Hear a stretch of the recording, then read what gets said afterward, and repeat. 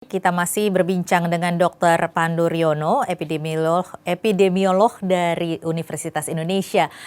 Dok, ini tadi dokter mengatakan bahwa ini peningkat angka dari penderita atau positif kasus COVID-19 ini masih tinggi karena regulasinya juga masih belum berjalan dengan baik, begitu ya dok ya? Tidak tahu apa yang dikerjakan gitu kan. Jadi ketika kita mau bikin pembatasan sosial berskala besar pun juga tidak difahami apa yang disebut pembatasan sosial berskala besar. Jadi tidak efektif. Jadi kita melihat waktu pembatasan sosial berskala besar sudah mau diakhiri karena ekonomi sudah berdarah-darah ya kan. Dan ini mulai dipaksakan dibuka gitu kan. Itu tidak dibarengi dengan penyiapan penduduk untuk pengganti mereka tinggal di rumah, yaitu adalah tadi menggunakan masker, menjaga jarak, dan mencuci tangan. Saya suka singkat, kita perilaku 3M supaya mudah diingat. Nah ini sudah diberitahu gitu ya, boleh dilonggarkan. Kita harus tidak mungkin lah penduduk tinggal di rumah selamanya, itu nggak mungkin. Ada batasnya. Dan kita sudah berhasil meredakan dari tingkat yang sangat tinggi, sudah mulai lebih rendah. Nah, saat itulah kita harus bisa melonggarkan secara bertahap. Tapi juga harus dibarengi tadi, ternyata tidak terjadi. Penduduk malah mempunyai persepsi risiko yang berbeda. Mereka menganggap, wah tidak berisiko. Nah itu dari hasil survei menunjukkan bahwa sebagian besar penduduk itu tidak merasa berisiko. Sehingga mereka buat apa saya harus menggunakan masker? Kan sekarang juga sudah normal. Kan? Dan istilah-istilah yang dikembangkan adalah memberikan persepsi juga yang salah pada masyarakat. Oh sekarang the new normal, tapi kan mereka dengerin normal gitu, tidak bahasa Inggris. Atau baru normal gitu kan. Jadi bukan normal baru tapi baru normal. Jadi ya kalau sudah normal buat apa pakai masker? Padahal kondisi kita adalah kondisi yang sangat tidak normal di mana penularan masih tinggi. Itu terbukti bahwa kita akan terus mengalami peningkatan kasus dari mereka-mereka yang hasil pemeriksaan tes konfirmasi baik dengan kontak maupun dengan kegiatan-kegiatan lain. Ditambah lagi dengan adanya teori-teori konspirasi pula begitu ya dok ya, bahwa jadi ini meningkatkan suatu ketidakpercayaan dari masyarakat bahwa sebenarnya virus ini ada begitu dok.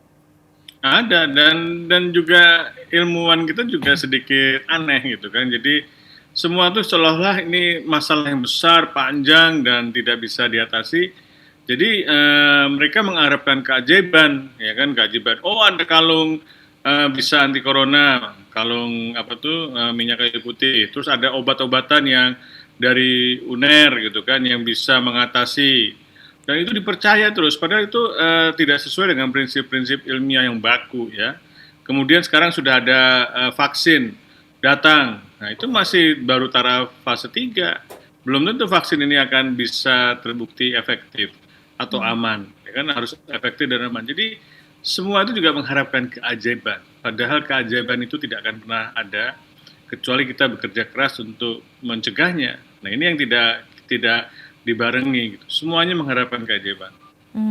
Iya dok, kembali pada angka kasus positif COVID-19 di Jakarta. Di Jakarta sendiri ini kan sebenarnya Jakarta itu kan sudah menurun gitu ya peringkatnya dari yang dari tadinya pertama, kemudian sudah menurun menjadi 2, kemudian menurun menjadi peringkat ketiga gitu. Yang sebelumnya adalah Jawa Timur sempat tertinggi, tapi kemudian ini kita naik lagi ke atas. Ini penyebabnya kira-kira apa dok? Apa yang membuat Ya, Jakarta ini begitu fluktuatif? iya, Jakarta kan dulu berhasil merendahkan karena ternyata waktu PSBB itu sempat menyentuh 60% penduduk tinggal di rumah. Ketika 60% penduduk tinggal di rumah, itu langsung kasus itu menurun drastis, terjun bebas. Tapi terhenti ketika penduduk nggak tinggal di rumah. Nah, jadi kuncinya adalah mobilitas penduduk. Kenapa waktu itu tidak tinggal di rumah? Masuk bulan Ramadan. Nah, ini yang menurut saya jadi bebannya berat. Waktu itu lagi kemungkinan mudik balik. Jadi efeknya tuh Jakarta itu menjadi tempat di mana penduduk tuh tidak bisa tinggal di rumah, tidak mungkin gitu. Jadi dinamika penduduk, mobilitas, semua perjalanan kan lewat Jakarta, ya kan? Mau ke pulau lain sebagian besar lewat Jakarta.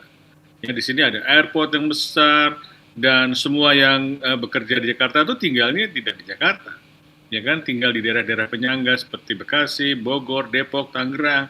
Jadi setiap hari itu mobilitas penduduk Jakarta itu sangat luar biasa. Sehingga sulit sekali untuk menurunkan penurunan kurva penularan di Jakarta itu. Saya kalau jadi gubernur tuh akan sering kali, wah gimana nih, ada cara lain nggak? Nggak mungkin menutup kota Jakarta, ya kan? Kalau di beberapa wilayah di Australia misalnya, itu gampang ditutup, Sydney ditutup, jadi tidak ada penduduk dari negara bagian lain yang bisa masuk ke wilayah tersebut, sehingga turun drastis. Nah itu tidak mungkin. Nah karena tidak mungkin, jadi satu-satunya cara adalah setiap orang di Indonesia itu wajib pakai masker, tidak ada pilihan lain sekarang. Dan kemudian diperkuat surveillance-nya. Surveillance-nya diperkuat artinya apa? Testing, melakukan testing dengan PCR, terus melakukan pelacakan kasus, artinya kalau ada satu positif, kita harus mencari dia sudah kontak dengan siapa saja. Dan siapa saja itu harusnya lebih dari 25 kita bisa identifikasi, kemudian kita testing lagi. Dan yang ini nanti kita isolasi. Kalau dengan diisolasi, maka kita bisa putus rantai penularan. Nah, dengan demikian, maka dibarengi dengan penduduk yang patuh terhadap 3M tadi, dibarengi dengan surveillance, tes, lacak, isolasi, maka penularan akan terhenti. Nah, ini yang menurut saya tidak dilakukan oleh pemerintah. Sehingga ya seperti ini, kalau ini terus tidak dilakukan, kita akan terus naik menjadi, yang saya bilang, bisa menyusul Amerika yang sekarang dari nomor 1. Iya, apakah hal ini tidak dilakukan oleh pemerintah karena tidak disadari atau caranya yang salah atau bagaimana, Dok? Nanti kita akan bahas ini dijawabnya nanti ya, Dok.